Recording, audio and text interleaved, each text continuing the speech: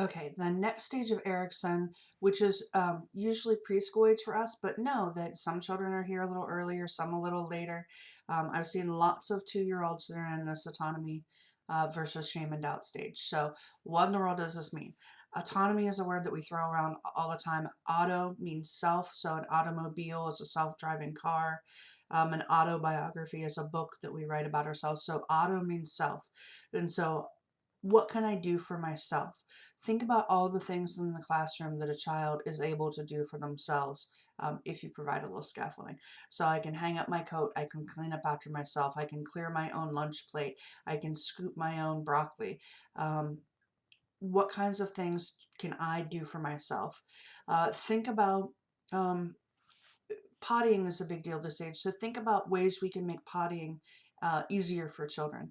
And so is it easier to pull up and down elastic plants when learning to go to the potty, or is it easier to have to do a snap pants? And so there are things that we can do to make things easier for children to be able to do things for themselves. Those of you who have toddlers, work with toddlers, or have toddlers at your home right now, think about what they say all the time. Me do it, me do it. And that's all about them having that power of autonomy during this age. I want to do it for myself. I want to feed myself. I want to dress myself. I want to put on my shoes myself, even if it's on the wrong feet. And so what can I do by myself? So our job as a teacher is to facilitate that. How can I make it so that these children can do things for themselves? I'm going to have the toys low enough they can reach them and they can get things up and down themselves. I'm going to label the shelves so they know where things go away. I'm going to give them their own spot to hang their coat so they have their own spot in the room. I'm going to have helper jobs, and so you take care of the room. I'm the teacher. I'm not just responsible for the room. It's our room, and we're all going to take care of it. And so you're creating that classroom community, and you're encouraging autonomy by having them do for themselves. Helper jobs also helps with the section of class called regard for student perspective. Shame and doubt is when you make a child feel bad um, for not doing things perfectly at this stage. So think about what it looks like in your classroom when 2 and 3-year-olds and 4 and 5-year-olds eat. It's a little messy.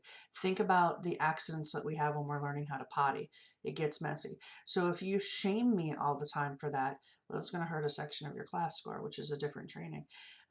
But if you're shaming me all the time, it goes under negative climate for class, and please don't do it. It's going to hurt that child's ability to want to do for themselves. And so if you have children who refuse to try to do, it's really sad in a room. And we have to really work with them to build up so that they take some power over their body and some choice over things so that they can have a sense of self. And so really important stage of development, that I can do it myself stage.